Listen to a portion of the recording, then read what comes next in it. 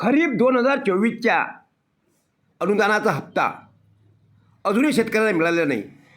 त्यामुळे संतप्त झालेले शेतकरी आज संग्रामपूर तहसीलदार यांच्या कार्यालयासमोर आमरण उपोषणाला बसले आहेत।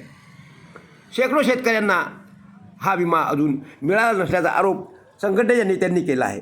खरीप 2024च्या प्रलंबित विम्यासंदर्भात आज जळगाव जामोद व संग्रामपूर तालुक्यातील शेतकरी आमरण उपोषणात बसले आहेत।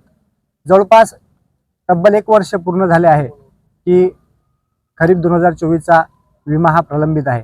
काही शेतकऱ्यांनाच मिळालेला आहे। जिल्ह्याच्या प्रत्येक तालुक्याच्या तुलनेत सर्वात कमी विमा हा संग्रामपूर तालुक्यातील शेतकऱ्यांना मिळालेला आहे। 6503 शेतकऱ्यांना आतापर्यंत विमा मिळालेला आहे।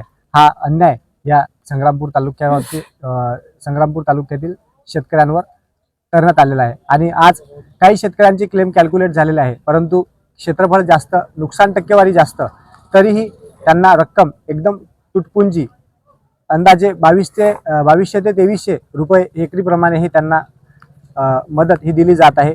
हा सरळ अन्याय आणि हा अन्याय आम्ही खपवून घेणार नाही। जोपर्यंत आमच्या मागण्या पूर्ण होत नाही तोपर्यंत आम्ही ह्या आमरण उपोषणातून माघार घेणार नाही। संग्रामपूर आणि जळगाव जामोद तालुक्यातील अनेक शेतकऱ्यांना खरीप 2024चा विमा मिळालेला नाही। त्यासाठी म्हणून गेल्या काही महिन्यापासून शेतकरी संघटनेच्या वतीने अनेक निवेदनं शासनाला आणि समुदायाला देण्यात आलेले आहेत, परंतु अजूनपर्यंतही निवडलेल्या शासनाने कुठलीही त्यांची मागणी पूर्ण केली नसल्याच्या निषेधार्थ आज यांच्या नेतृत्वाखाली संग्रामपूर आणि जळगाव तालुक्यातले ज्या शेतकऱ्यांचा पीक विमा राहिला आहे ते शेतकरी इथे उपोषणाला बसले आहेत आणि आपली मागणी पूर्ण होईपर्यंत ते उठणार आहेत असं त्यांचा मनस आहे।